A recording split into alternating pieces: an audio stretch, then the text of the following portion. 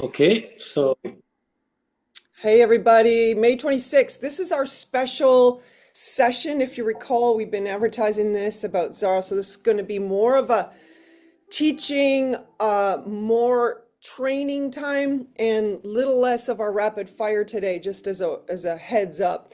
So yay, we're going to be highlighting Canada today too. So go ahead, William. William and his wife, Sarah, are faithful intercessors here, but intro our speaker today. William, go for it. okay, Zara Nybo is going to be speaking to us about Israel and the historical right Israel has to the land that the Jews have, and she's the Western Regional Manager for an organization called Stand With Us Canada, and she works a lot with high school and college age kids, overseeing their work on the campuses there here in Canada, in the western part of Canada, and they teach a lot about anti-Semitism, how to engage people, and talk to them about things related to anti-Semitism or anti-Zionism. And I'll let her say a bit more about the organization. She'll do a better job of that. And then she's going to teach us about the historical rights of Israel. Okay, Zara, you can engage and start. Thank you, William. Thank you for that introduction. Yes, I do. I am based in Vancouver, British Columbia, right on the western tip of Canada. However, I was born in California, and most of my family is American, actually. So my brother, actually, he's a firefighter in Texas. So yesterday, of course, was Memorial Day, and just remembering all the brave soldiers and everyone who has kept America free. And of course, I'm sending you all of that good energy for Memorial Day.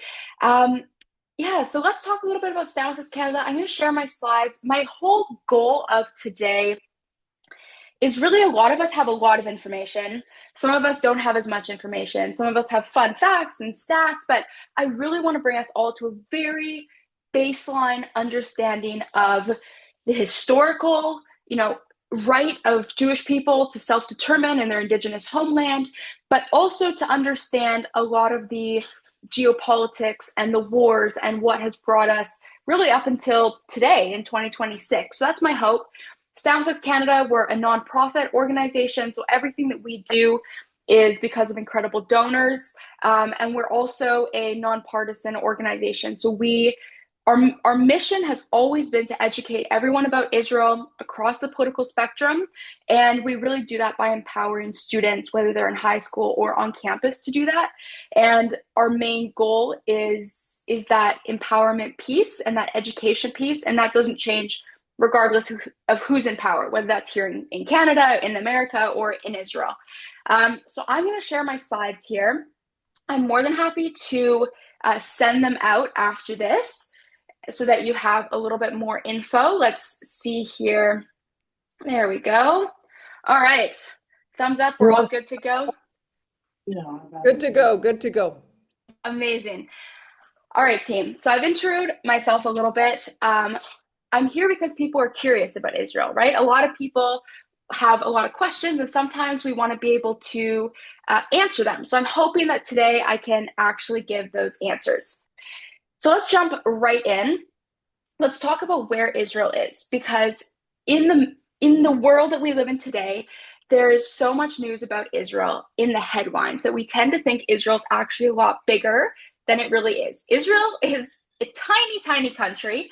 We can see that it's only 1/6 of 1% of the Middle East. We can see everything in green is considered the Arab League, even into North Africa. And Israel's the yellow, tiny little sliver on the map.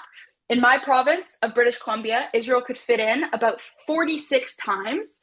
In California, Yeah. Israel could fit into California about 18 to Yeah. 19 times. So just so we have a little bit of a contextual understanding of how tiny Israel really is, let's look at this. Let's look a little bit closer here. Really, when you think of a long car ride, or you think about going on a road trip to see your family, you're basically going to be traveling the length of Israel, maybe even 2 or 3 times in your road trip, right? Israel only takes about 6 hours to drive from top tip to bottom tip.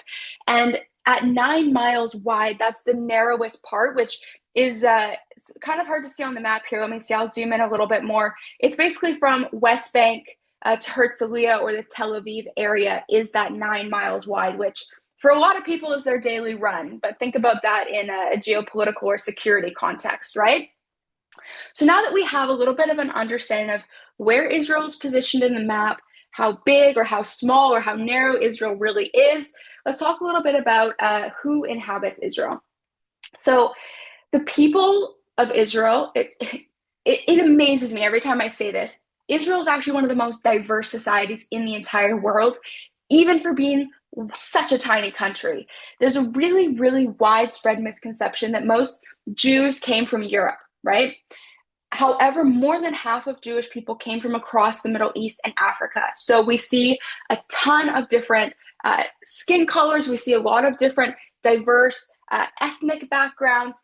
And we can understand that generally Israel and the Jewish people are very ethnically diverse due to the diaspora, which we're going to get into.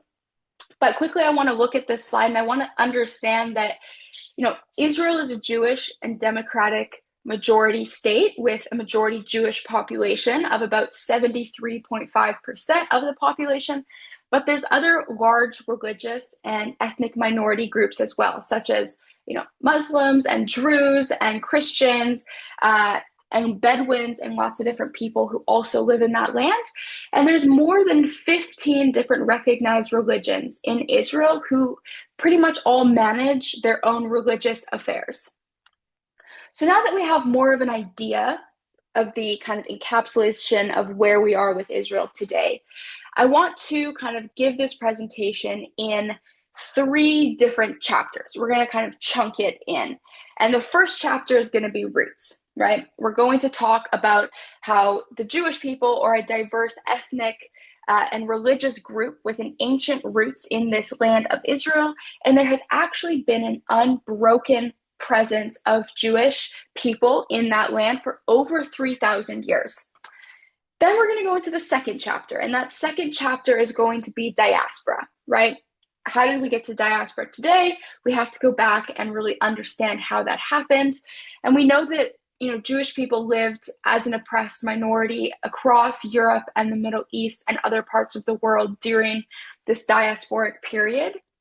And then the third chapter, the chapter that we are currently living in right this minute, is liberation, right? This returning to Israel in the 19th century, Jews really began to organize a liberation movement, that liberation movement that we know as Zionism today. And this really helped them regain freedom and independence in their ancestral homeland. So these are the 3 chapters we're going to go through, and let's dive first into roots here. A lot of people, and I didn't mention this at the beginning of the presentation, but I'm actually not Jewish myself. So I grew up and I didn't know that Jewish people were indigenous to the land of Israel. So when I talk about this slide, it's really personal to me because for most people, they don't know that this land of Israel is actually the birthplace not only of Judaism, but of the Jewish ethnicity. And there's, like I've said, a continuous presence there for over 3,000 years. My minor for my undergrad is in archaeology. And so we can see on the slide that there's a couple of different archaeological artifacts, which I could nerd out over all day long. But there's a lot of archaeological digs across the country of Israel. Israel is a huge hotspot for archaeology because of how far back civilization goes. But we can see on the slide here, both of these this stone carving, which has an ancient Hebrew script on it, is about 2,700 years old. And this, gold pendant coin, which has the imprint of a menorah on it, which is a Jewish symbol, is about 2,500 years old. So not only do we have, a very specific, lineage, we also have incredible archaeological digs that we can date back to the Jewish kingdom. And artifacts like this, from my perspective as an archaeology nerd, really do paint a picture of Jewish culture, of, religion, of the political and social life that would have been there thousands of years ago. And I think that's really, really cool to see. But we do have to move into our second chapter here of diaspora, right? And how did this happen? And for those who know our history, we can talk about this a little bit, but I really, like I said, I want to get us on this really level playing field so that we're all on the same page. So To put this, simply straightforward, the Jewish people in this land were colonized and liberated themselves over a number of times. That is until the Roman Empire conquered their land, which starting in 66 CE, the Jews did try to rebel against the Roman rule, but they were completely crushed. The Romans destroyed the Second Temple, the Second Jewish Temple, and expelled the Jews from the capital of Jerusalem, right? One of the holiest cities in Judaism. And the Arch of Titus, which we see on the slide here, we see that this really depicts the Roman expulsion of the Jews from the land. And I want to point out, we see the menorah, right? We see the Jewish people carrying their menorah, which shows us inherently this is the image of that, and we can date it back to that. But I really want to talk about the most pivotal, important, possibly the most important tidbit you can get from this presentation. And that is the Romans, were trying to remove all traces of Jewish civilization, which had existed in the land the land of Judea here for more than 1,000 years. They tried to do that in every way possible. And Emperor Hadrian was leading the Roman Empire at this time. He chose to change the name of the land from Judea to Syria Palestina, specifically in an effort to erase the Jewish people's connection to the land. He figured if he changed the name from Judea to Syria Palestina, Jewish people would no longer feel a connection to the land. Of course, he was very, very wrong, and we know this, but that's where we get the commonly referred to name of Palestine today. It came from the Emperor Hadrian choosing to change the name, basically to rub salt in the wound of Jewish expulsion and the destruction of their kingdom. So I really want you to remember that, and we're going to talk about it a little bit throughout the presentation, but this is where we get the name that we so commonly understand, Israel being referred to today. But let's continue. Right, in the diaspora, for most Jews, the diaspora began about 1,900 years ago, but for some Jews across Iraq and Iran, the diaspora really started about 2,500 years ago, but we're going to focus on the later time frame. We do know that Jewish people always maintained their unique identity in the diaspora. They never lost their connection to the land, even with the name change, and they always were yearning to return to that land. We know that the Jewish people have always prayed facing Jerusalem, and for centuries, they have ended the most important Jewish high holidays, such as Passover and Yom Kippur, with the longing words, "Next year in Jerusalem." And over the centuries, Jews in the diaspora did begin to return in periodic waves of immigration to the land of Judea, or then called Syria Palestina, but they were always considered an oppressed minority in their own land, living under different Muslim colonial empires. So let's continue here. I really want to, stop a myth that I hear a lot, and that is this widespread misconception that Jews and Muslims lived in harmony across the Middle East before Israel was created. This is a really inaccurate notion, which I find really distorts history, right? This is the idea that, before Israel was created, everyone lived in harmony. And then when the state of Israel was created, suddenly that's what created all of the division and the chaos.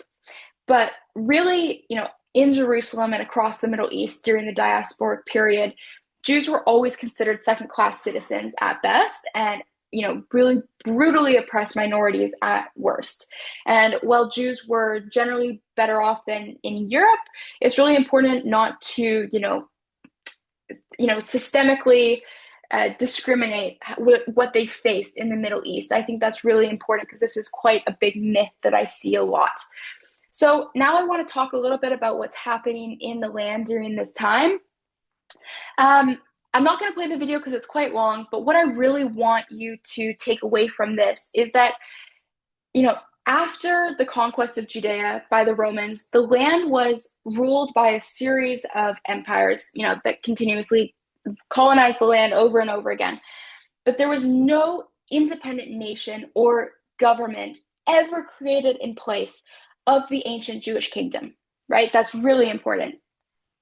Some, about 1,400 years ago, there were a lot of Arab Muslim armies that were coming from the Arabian Peninsula, which quickly colonized a lot of the areas we know today as the Middle East and North Africa. And there were a series of Islamic empires throughout the centuries, and the last one was the Ottoman Empire. And towards the end of the Ottoman rule, the Jewish people launched their liberation movement, which we know as Zionism.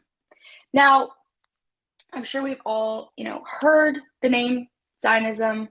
Maybe we have discussed different definitions, or you've heard different definitions. You've probably heard it in positive context. You've probably heard it in really negative context. Let's just even it out. So Zionism is the expression of the Jewish people's age-old connection and longing to be free in their ancestral home. That's really it. On a political level, we can discuss how Zionism is a liberation movement, right? Supporting Jewish rights to self-determination and independence in the land of Israel.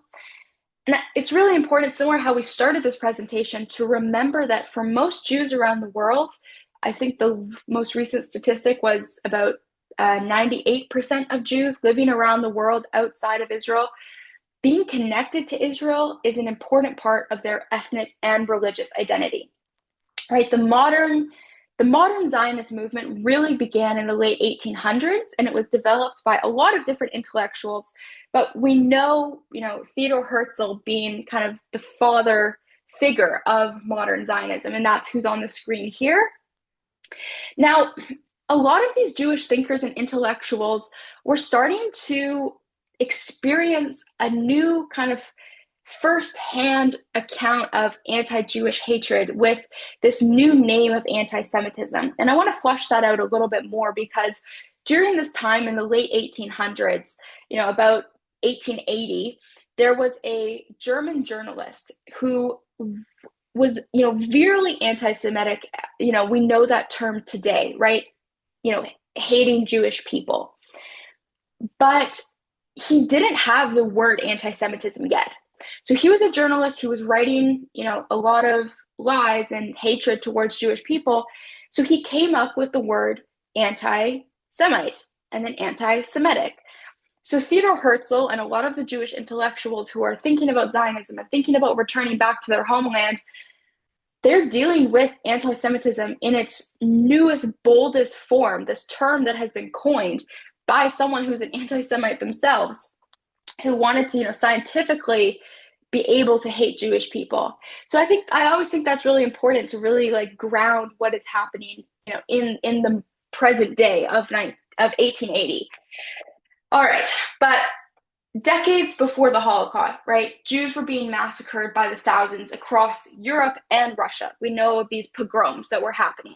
So there's over 1 million Jewish people who were forced out of their homes prior to World War II, and most of them went to the US, right? We know that there's a large amount of Jewish people who have found home and refuge in the US.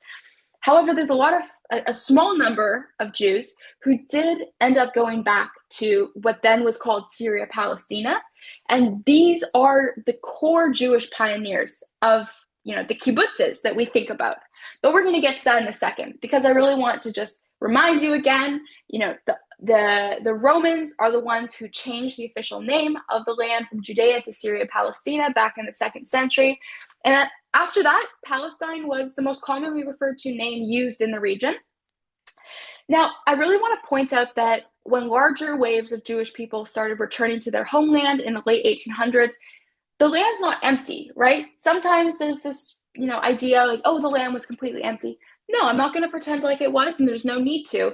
Of course, there were different Arab groups and Bedouins and Jews and Druzian people who were living in the land at the time, the borders, that we think of as Israel. They were living there. But there was absolutely enough space to create a viable homeland for the Jewish people without displacing the Arabs and the other groups there. And this is really clear about when you think, back then there was maybe 300,000 people living in the land. That's compared to about 14 million people there today. If we consider the West Bank and the Gaza Strip and, Israel proper, there's about 14 million to upwards of 14.5 million people there today. So I just wanted to make that clear. when we talk about Aliyah, this term, when we talk about diaspora, right, that's Jewish people living outside of Israel. Aliyah is Jewish people moving back to Israel, right? Making Aliyah is the term. So there's a lot of different waves of Aliyah that happen. The biggest fifth wave is, of course, we can see, underlined in yellow, right before World War II started, when the Holocaust began.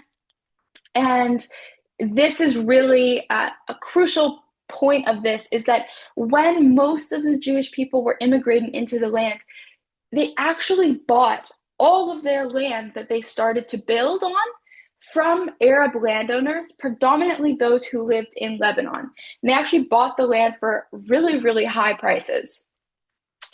I love this slide so much, and I'll tell you why, because when we look, at the sand dunes, right? This group of Jewish pioneers that probably just arrived in this land, the land of Judea, Syria, Palestine, now Israel. They are considering what they're about to build, right? I call this sand dunes to skyscrapers, because we know that, Tel Aviv, the biggest sprawling city in Israel, is built on these sand dunes. These are the sand dunes that were purchased from Arab landowners, predominantly from Lebanon, like I said. But we know that, of course, not everyone who came to Israel wanted to build sprawling cities. And this is where we get the kibbutzim, the kibbutzniks, those who worked in, these very egalitarian farming societies. And a lot of these Jewish pioneers really developed a super unique agricultural and egalitarian values in the kibbutzes. And we know that they actually brought a lot of European socialist values with them. And this is a really interesting look at, their take on socialism in a way. And ideologically, the kibbutzim were more socially driven. And we really, really see the values of the kibbutzniks in the early development of Israel, because we know that a lot of the first 4 or 5 prime ministers of Israel actually grew up on a kibbutz and had a lot of those social values of care and help and, sharing food and water and childcare with your neighbors. And so we know, Ben Gurion, the first prime minister of Israel, Golda Meir, they all grew up on kibbutzes. So it's very interesting to look at how this shaped that national spirit of Israel. But the evolution of the region, right, when the Zionist movement is starting to gain traction, the land was still governed by the Ottoman Empire, and they ruled it for about 400 years. I want to make it clear that the local residents here, like I discussed, those who were in the land, right, we know that Jews remained mainly in the most holy cities, such as Jerusalem or Hebron or Savat. But we know that there were Arabs and Bedouins and Druze who were also in this area. The people here spoke about 50 different languages. There was not a unified national identity, though some distinct forms of nationalism did begin to develop in the early 1900s, which we'll discuss. Now, the Ottoman rule ended in 1918 after they lost to the British and the Allied powers in World War I. And at the same time, right, the Ottoman Empire loses rule, and at the same time, there's this growing international support for Jewish people regaining self-determination in their homeland. So this is what's happening. This is what sets us up for more of this international support for Zionism, which we'll discuss. So the Balfour Declaration is quite an important document. You may have heard about it before, but in 1917, Britain issued this Balfour Declaration, the Balfour Declaration, and based on this document, the League of Nations made the establishment of a Jewish homeland part of international law, right? Creating the British Mandate for Palestine in 1920. So the British Mandate of Palestine recognized the land as the national home of the Jewish people. And they put out like telegrams, and they put out, print news, and they sent out calls for immigration of Jews to this territory of the British Mandate of Palestine. And they did this while specifically discussing that they are going to protect the civil and religious rights of the other groups who were living in the land at the time. Now, this was endorsed by the League of Nations, which is the predecessor of the United Nations. And shortly afterwards, however, Britain decided it was in its own best interest to cut off most of the land to create the brand new state of Transjordan, now known today as the modern state of Jordan. And so we can see this on the map, right? We see this big, weird shaped land. And we know that all of this, don't think about the color gradient, just think about this whole area. This is what was promised as, the British Mandate of Palestine. This is what was going to become Israel. However, like I said, the British Mandate decided it was in their own best interest to cut this off. So, about a quarter of what they had previously discussed then became Transjordan and now is Jordan. So this is the land, right? We know the shape of Israel now, but this is the land. No, the borders were not completely decided at this point, and we're going to discuss that. But this is the land that we're working with going forward from this point on in the presentation. I want to discuss one thing quickly before the next slide, and that is that some people, some activists, some academics like to point to the Balfour Declaration and the early British support of the Zionist movement as evidence that Zionism, right, this Jewish self-determination movement, is actually linked with European colonialism. But the reality is that the Jewish people, like any oppressed group before or after them, were simply seeking whatever support they could get from whichever government that they could get. And in fact, the British government would actually turn against Zionism and try to prevent Israel from even coming into existence in the future, and we're going to see that. So this is why the Balfour Declaration is not a colonial endeavor. Okay, quick sip of water. You're doing incredible, everyone. Thank you so much for being here. I love teaching this. I love talking about this. I'm so excited. Okay. You are doing great. This is fantastic. Very, very informative. Thank you. Thank you so much. This is one of my favorite slides, and I think it's a really important one. So I'm going to spend a little bit of time. Like I just mentioned, the weakening of British support, right? So they originally mandated, put into international law, the creation of a Jewish homeland. Then they started to backtrack, and then suddenly they didn't even support the Zionist movement. Let's talk about why and how. So in early 1921, the British government actually appointed a prominent Palestinian Arab named Haj Amin al-Husseini to the position of the Grand Mufti of Jerusalem, right? This is like the grandest religious leader in the British Mandate of Palestine for Muslims in the land. So Husseini became the leader of the Palestinian Arabs in the British Mandate, and he's actually considered the father of Palestinian nationalism.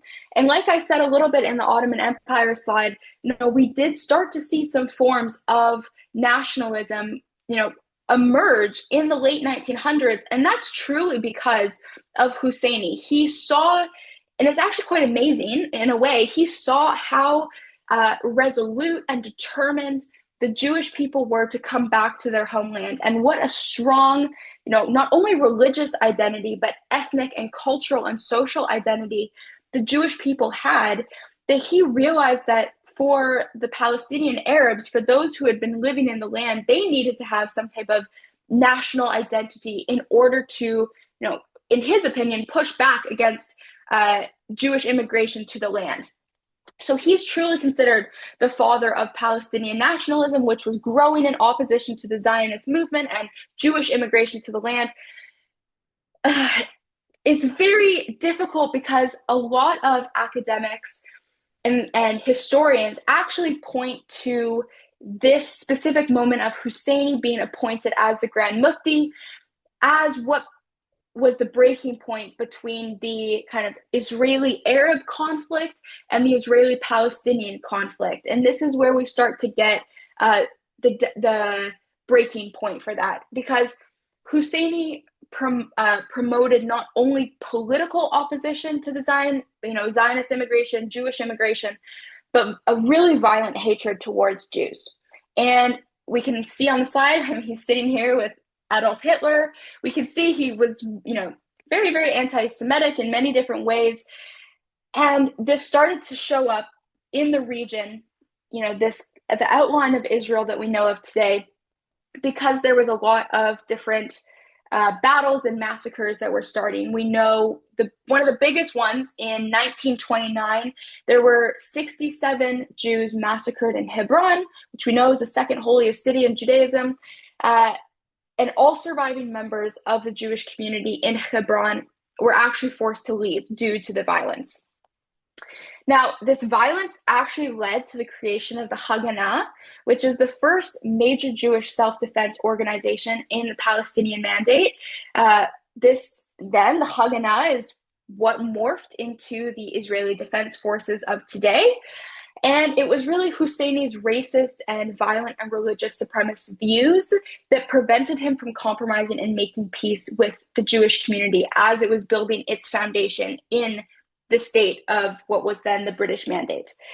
And this is a key portion that I'm going to move on, is that in 1936, just as we know, Nazi anti-Semitism was rising and starting to push Jews out of Europe, right? Jewish people are fleeing in the masses because they can see what is about to happen. A lot of them see.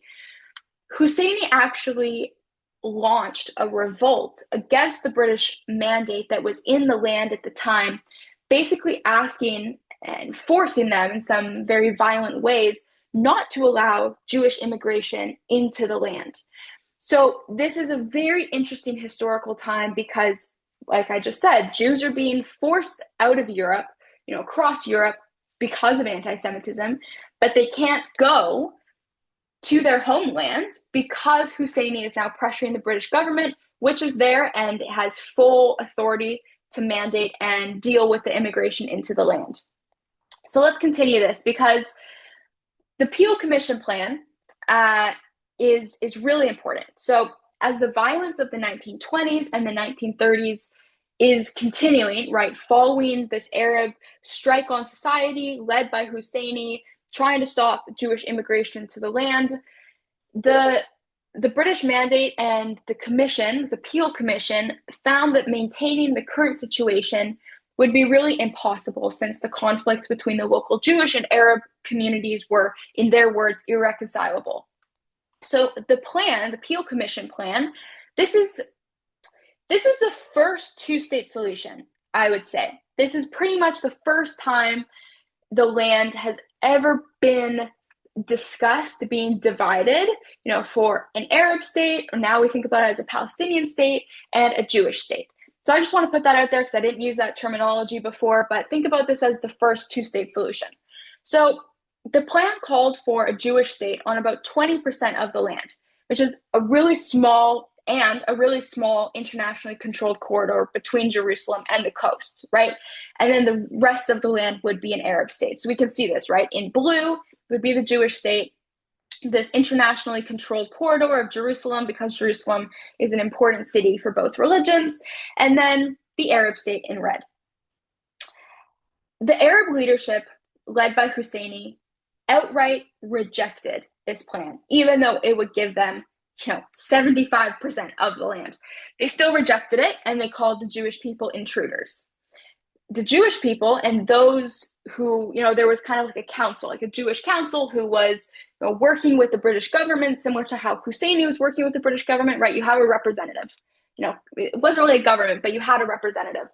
Now, the Jewish representatives, they said yes to the Peel Commission plan, even though 20% of this land, that's about a quarter of, everything we saw with Transjordan, they still said yes, because at this point, it's 1937, they see what is about to take place in Germany, across Europe, towards Jewish people, and they say yes. But Husseini rejects it, and the conflict continued, as it was. This is where we get to the UN Partition Plan of 1947, right? After World War II, I skipped like 10 years. During those 10 years between 1937 and 1947, conflict, fighting, Jewish people are still immigrating in small amounts to the land buying their land and trying to build. There's just a lot happening in 10 years, but it's not super formative years. We could discuss that at another time. But after World War II, right, the unrest in the Mandate became so severe that Britain basically asked the newly created United Nations to resolve the problem. Because at this point, they had been pressured by Husseini not to let Jews immigrate. They'd been pressured by the Jewish people to then basically pressure back against Husseini. And there was just so much happening that they basically just shook their hands and they said, we don't want to deal with it anymore. So they gave it all to the United Nations. Now, by this time, the Jewish population in the area had increased significantly, and Jewish refugees who were escaping the Holocaust, right? There's a lot of refugees in the land at this time. So the UN compromise was basically Resolution 181, known as the UN Partition Plan. And this plan explicitly recommended the creation of a Jewish state alongside an Arab state, which would have been the first independent Palestinian Arab state in history. The Jewish leadership completely accepted this plan. They were willing to compromise. They were willing to take this, even though a lot of the land would have been really barren desert, because we can see the yellow here on the slide. This is a lot of the Negev, right? Down here in the triangle portion of Israel, this is a lot of desert. There's not much you can do to grow crops here. It's quite difficult. But the Jewish leadership still said yes, absolutely. Unfortunately, similar to the Peel Commission, under Husseini, the Arab side completely rejected this compromise plan. Maybe they had legitimate objections. We don't know, because they just refused outright. They didn't make a counter offer, and instead they chose all-out war instead. So the day after, the partition vote, which didn't go through, the Palestinian and Arab forces launched a series of attacks on the Jewish communities throughout the country. This, touched off a civil war phase that lasted about 6 months. During this stage, the Arab forces laid siege to Jerusalem and nearly starved about 100,000 Jews to death. Now, during this period, I like to take a quick pause, because oftentimes when we talk about war or civil war, it's quite easy just to think about the two sides that are fighting. And, if someone has a side they want to choose, they tend to cheer for that side, right? There's a lot of that. But I really like to take a quick moment to remember that there's a lot of civilians in this land at the time. There's a lot of people who don't want to fight. They just want to farm and be with their family and build a city, right, on both sides. So there's two specific civilian casualties that I like to point out here, because one was the battle at a village called Deir Yassin, where there were a lot of Palestinian Arab civilians murdered at this time. It's a very unfortunate attack that happened. And there's another attack that happened, which was perpetrated by an Arab forces on a medical convoy that was actually going to Hadassah Hospital in Jerusalem. And this ended up killing a lot of Jewish civilians at the time. So I think it's important just to remember that there's so many civilians who are dealing with, the inability to reach what then would have been a two-state solution. However, the Civil War was a major factor in the British decision to abandon their mandate responsibilities without an accepted plan in place. There's no plan that was accepted. There's really no plan in place at this time, because the Arab leadership had completely rejected both of the two-state solutions. And so we know this is the portion of the presentation and of history where we now move into that third chapter of liberation. Because we know on May 14th, 1948, the British left. They completely pulled out all their troops. And this is where Israel declares its independence. And after 1900 years of life as an oppressed minority across Europe and across the Middle East, the Jewish people have finally regained their freedom and their self-determination in this land. Every time I see this slide, without fail, I get goosebumps, because it is so amazing. And it's a really, to me, quite an unprecedented example of empowerment and justice for a people group. And Israel's Declaration of Independence, which I'm not sure if anyone's read it. I actually got to read it in Israel in January, which was really meaningful. You can look at it online as well. But Israel's Declaration of Independence really establishes it as a Jewish and democratic state. And Israel has really become one of the most progressive and inclusive nations in the entire region of the Middle East and North Africa. And it's truly the only democracy in the Middle East. And Israel's first prime minister, who we see standing here, this is a photo of Theodor Herzl, right? We've just spoken about him as the leader of modern day Zionism. And then we have Ben Gurion, the first prime minister of Israel under here.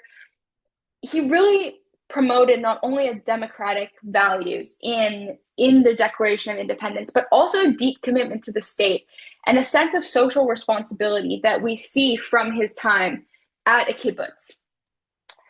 However, we know that in the region, there's not a lot of peace for a long time at this point. And so May 15th, right, Israel declares independence on May 14th. And May 15th, 1948, the day after Israel declared its independence, 5 Arab armies, Transjordan, Syria, Egypt, Iraq, and Lebanon, all invaded with the declared goal of destroying the Jewish state. And at this point, the civil war phase that they'd been in for about 6 months ended, and it really became an international conflict. As you can see in the second and third maps here, Arab forces advanced really deep into Israeli territory. We can see here that they really, in this second slide, took over a lot of the territory in green, right? That's a very, very small sliver of yellow on the screen. However, Israel was able to defend itself and defeat these 5 different Arab armies, and actually ended up controlling more territory than was what was proposed in the UN partition plan. And the war lasted until 1949, when an armistice agreement was signed. And I want to make it really clear that an armistice agreement is not a peace treaty. It's not a peace agreement. It's basically just deciding that they're not going to fight anymore, but if one army or all armies wanted to pick up their weapons again, that they could. That's basically what an armistice agreement is. There was no borders decided on at this point. During this time, after this war of independence, there's a lot of refugees, right? We could talk about this for an entire presentation. I'm going to go quite quickly over this slide because there's so much with refugees, right? As a result of the war, there were about 600 to 750,000 Arab refugees, right? Historians tend to disagree on the exact numbers. Most Palestinian refugees fled to Israel or to Syria, Jordan, Lebanon, the West Bank, Egypt, and I think something that is really important here, and I want to highlight this, is that because Jordan controlled the West Bank, right here, but I'm just going to zoom in here so we can really see this.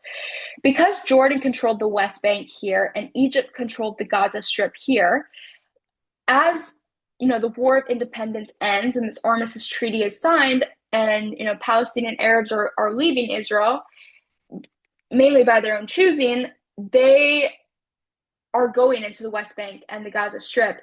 But because it's controlled by other countries, they cannot, basically declare their own independent state. Because if Egypt hadn't been, controlling or occupying, whichever word you want to use, of the Gaza Strip or Jordan and the West Bank, there could have been that moment of Palestinian declaration of their own country or their own land. So that's just an interesting tidbit, which I think is very interesting historically. But we also don't really talk about Jewish refugees very often from Arab countries. This is because Israel then existed and the Jewish refugees could actually flee from so many countries to come to Israel to be safe. So much more I could say on this, but this is really its own presentation. So let's talk post-war, right? During the war, Jordan seized control of the region called Judea and Samaria, right? This is now what we consider the West Bank today. though it's the cradle of Jewish civilization in Judea and Samaria. Now, Jordan also prohibited Jews from visiting or praying, at their holiest sites, such as the Western Wall in Jerusalem. And there was a lot going on. And as you can see on the map, Israel was only 9 miles wide at its narrowest point, which is here, like I discussed. And this means that imagine, you're 9 miles away, you're at the beach, you're in a city, 9 miles away, there's the hostile Jordanian forces, right, sitting right on that border. So the armistice, was signed, but of course this didn't mean the end of war because, as we can see, there's a lot of strategic concerns for security and safety.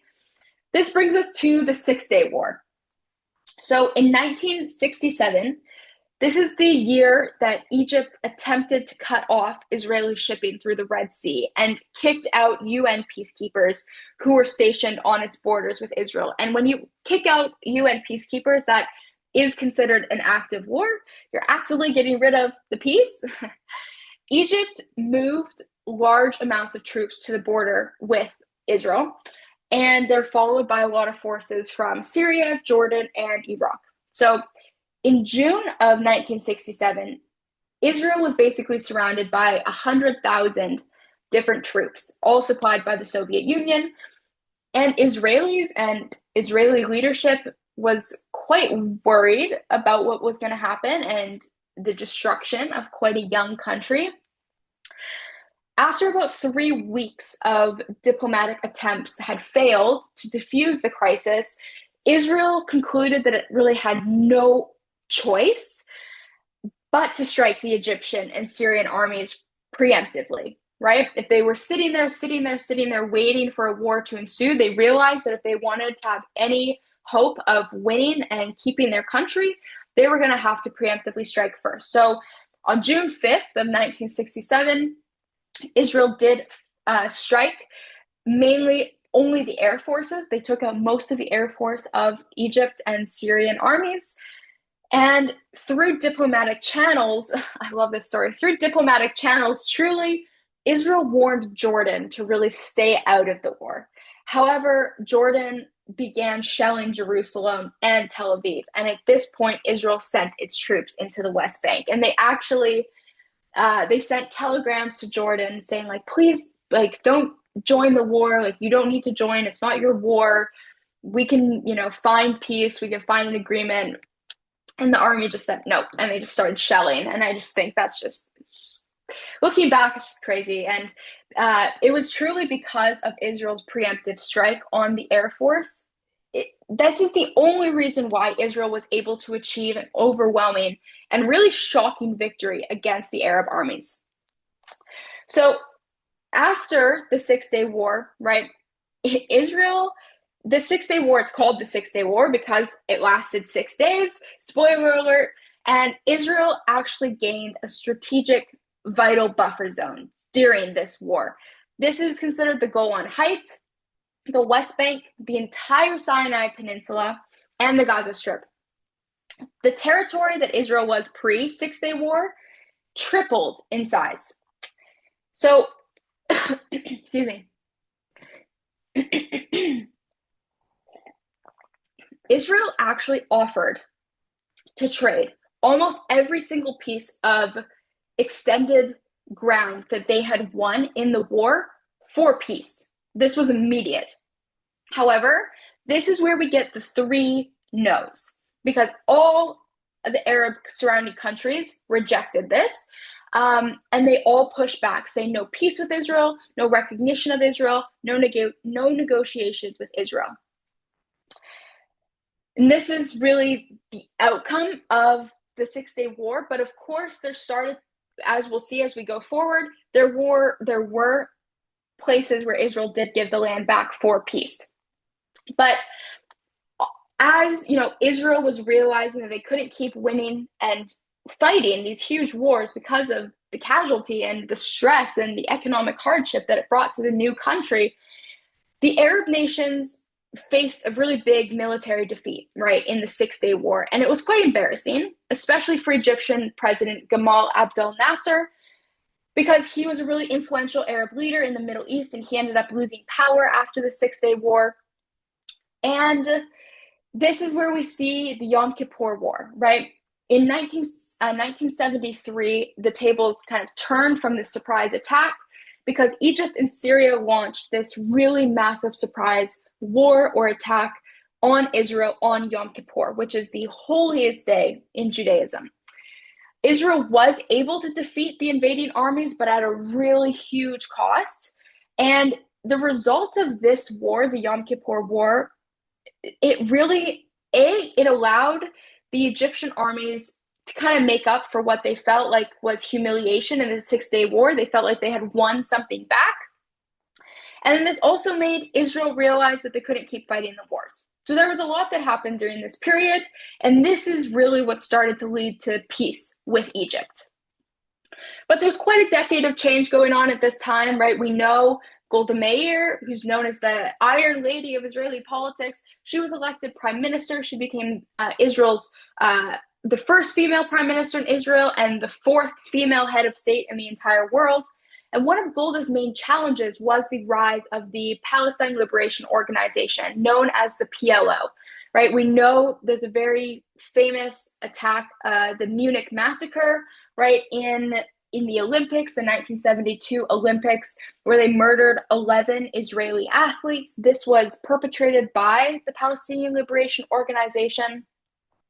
After the Yom Kippur War, the war of 1973, it harmed Golda a lot politically, and she ended up leaving office in 1974.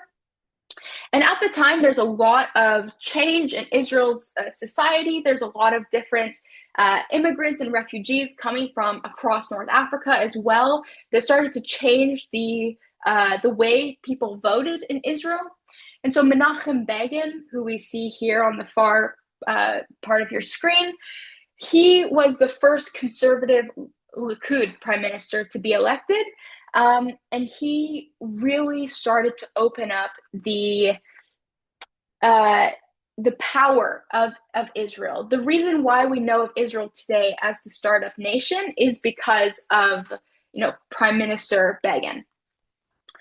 But I'm going to continue, and I'm gonna work through this because I don't want to go too much over time, but I want to get through all of this. So making peace, right?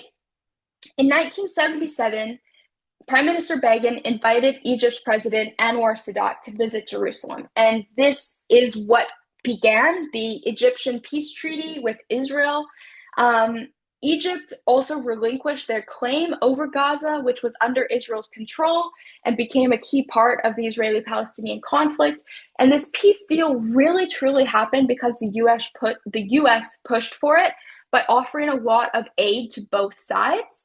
And honestly, because after the Yom Kippur War, Egypt kind of realized that it couldn't destroy Israel, and Israel realized that it was a really heavy price to pay to get into any type of war with Egypt. So this peace did happen.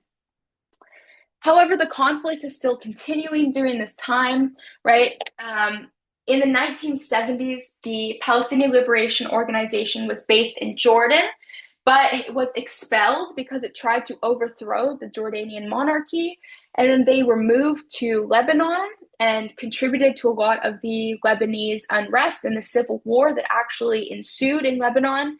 The Palestinian Liberation rocket fire and other terrorist attacks from Lebanon into Israel actually drew Israel into the Lebanese civil war in many ways. And this was a really tragic and quite destructive period of time, especially for Lebanon, and ended with Israel forcing the PLO to relocate, this time to Tunisia.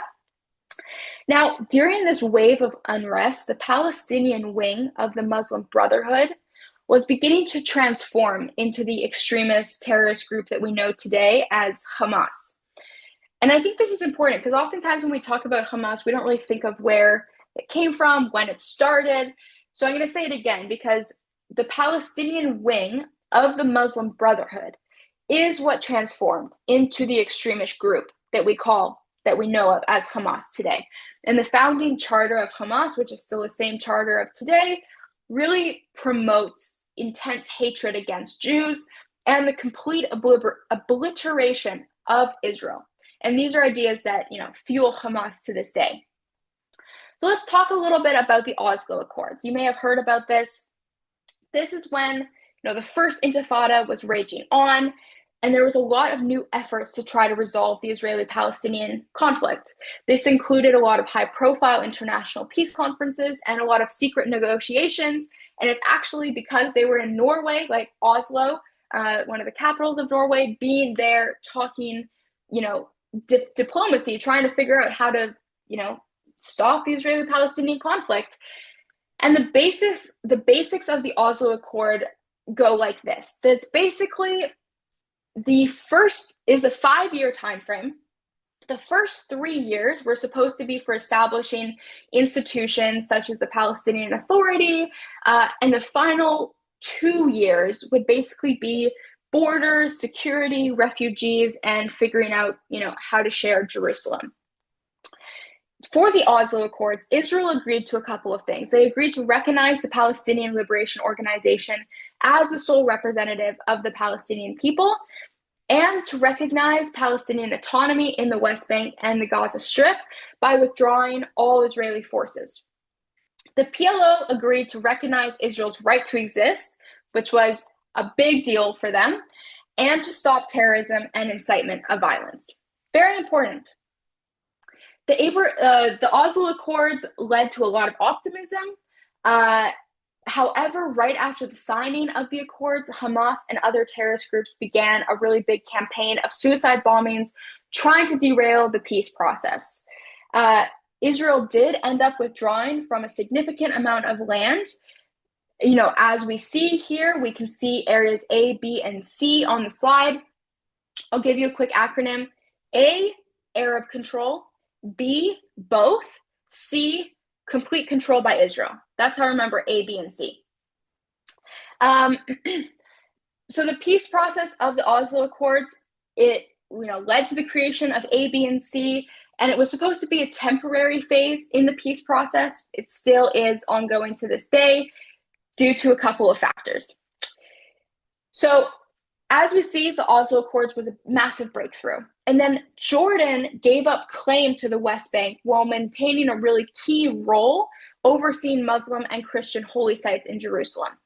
So the Israel-Jordan peace treaty began. However, it's 2 steps forward, 1 step back, because in November of 1995, a Jewish extremist who opposed the Oslo Accords actually assassinated Israeli Prime Minister Yitzhak Rabin.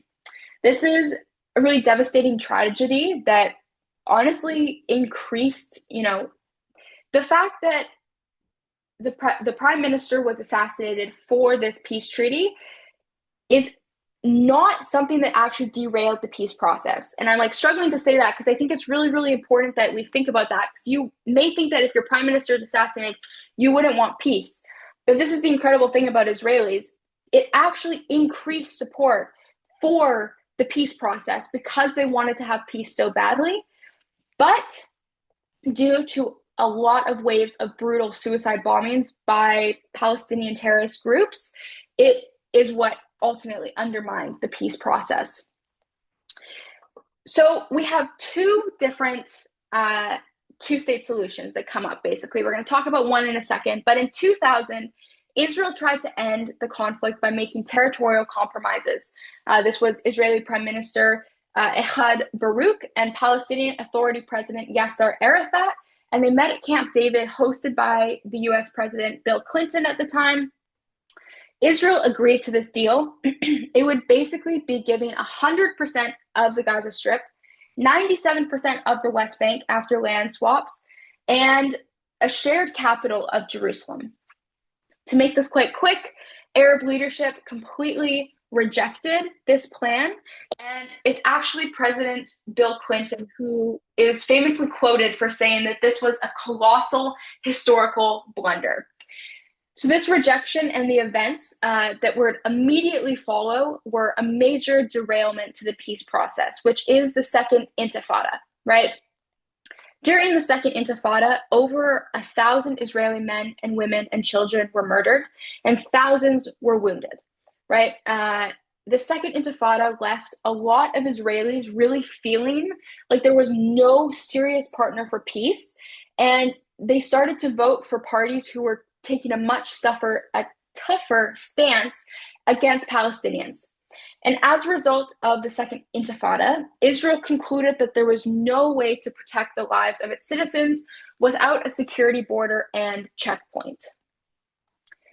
So leaving Gaza, as the Second Intifada was coming to an end, Israel completely withdrew, as per the Oslo Accords, completely withdrew about 8,500 Israelis from settlements in Gaza. Israel left intact about, I think, 10 or 20 high-tech greenhouses as a goodwill gesture to actually assist the Palestinian economy with food growth. But the Palestinian terrorist groups actually destroyed those greenhouses immediately upon withdrawal. And the following year, so in 2006, let me back up. In 2006, the Palestinians held elections for their legislature. And the terrorist group Hamas won a majority of the seats. Now, Hamas tried to form a government that would share power with the Palestinian Authority in the West Bank, but those efforts actually failed. The following year, Hamas staged a really violent coup and took over the Gaza Strip. Since 2007, the Palestinian society and the politics have all been split by the Hamas-run Gaza Strip and the Fatah-dominated Palestinian Authority in the West Bank. So I wish I could be more clear. It's not even, anyways, that is how the governing system is outlined. So after Israel's withdrawal from the Gaza Strip, there were a huge amount of rockets. And we can see here, this graph is really just showing the amount of rockets per year. And we actually need to update the slide. It's only 2021, but we can see over 4,425 rockets being sent from the Gaza Strip into Israel. Now, let's talk about the Olmert peace plan. Very similar to the King David peace plan. The only difference is, right, we discussed what the Camp David, which was rejected in 2000. In 2008, an even more elevated, if you can even imagine that, peace plan was proposed, which, the Camp David was 97% here of the West Bank. The Olmert peace plan was 100% of the West Bank. And the main difference is that the Israeli government would allow 5,000 refugees into Israel, plus a family reunification program. This plan, surprise, plot twist, still rejected. Both of these peace plans were rejected, which is very unfortunate because we know we all want peace. Hamas, let me make sure you can see this. There we go. Now, Hamas is in control of Gaza and is using it as a base for terrorism. We know this, and the Palestinian Authority in the West Bank is actually rewarding violence against Israelis through what we call a pay-to-slay program, where they actually give terrorists who are convicted and put in prison for attacking Israelis, they give them a salary. And the payments and the salary actually increase based on whether or not they actually kill the Israeli, how many they kill. This is what we call the pay-to-slay program. Now, the Palestinian Authority started losing control over the area that it was supposed to govern, and which started to allow a lot of terrorist groups more of a foothold in there. And there's a lot that we can go over for the sake of time, not going to, but there's a lot, as we know, in this region that is constantly unfolding and changing, and different groups are taking hold in different countries surrounding Israel. But let's talk a little bit about peace, because who doesn't want to talk about that, right? We can talk about the Abraham Accords because they are so incredible and brokered by President Trump from the U.S. So in the 2010s and the 2020s, it was a really, really big time of relationship building. Thanks a lot in incredible strides by the Trump administration. So today, Israel has peaceful and diplomatic relations with Jordan, Egypt, the United Arab Emirates, Bahrain, Morocco, and Sudan. And Israel signed these peace deal with the last 4 Arab states in 2020, of course, with the help of President Trump. And this series of agreements is called the Abraham Accords because Abraham is the patriarch of Judaism, Christianity, and Islam. And Israel and many of its Arab neighbors really share a lot of similar concerns about the threat of Iran's regime. And there's been a lot of cooperation in geopolitics due to Iran. And of course, in today, we know that there's a lot going on with Iran, and that is also, needs to be really, really dissected and looked into. This peace agreement is incredible, and truly, we really hope that other countries can start to sign on soon. However, we know that with peace, there then becomes conflict and massacres and chaos. And here we have, the morning of October 7th, 2023, where Hamas broke through Israel's border with Gaza, invaded southern Israel on trucks, paragliders, motorcycles, on foot, everything that they could.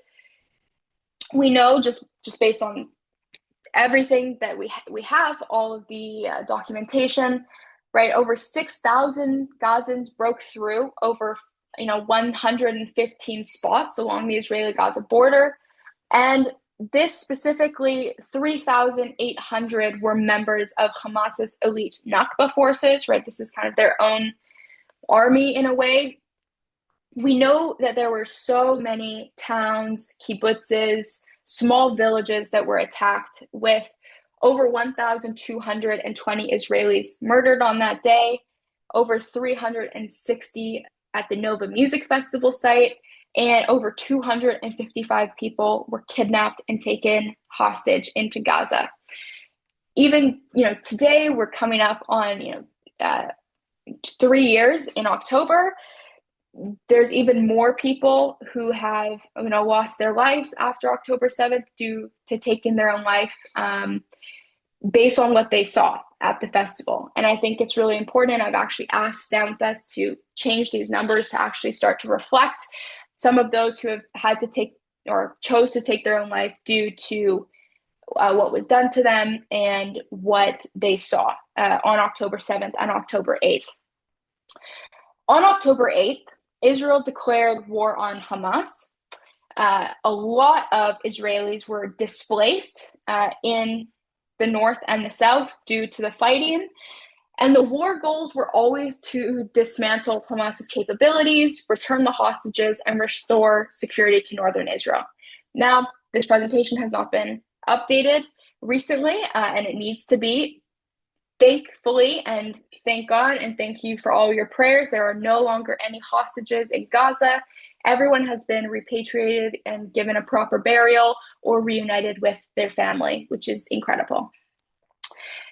I'm going to leave it there today. I appreciate your time so much. I know we spoke about a lot. I am happy to answer a couple questions, but I know we've gone over time, so I'll leave it to you, Patricia.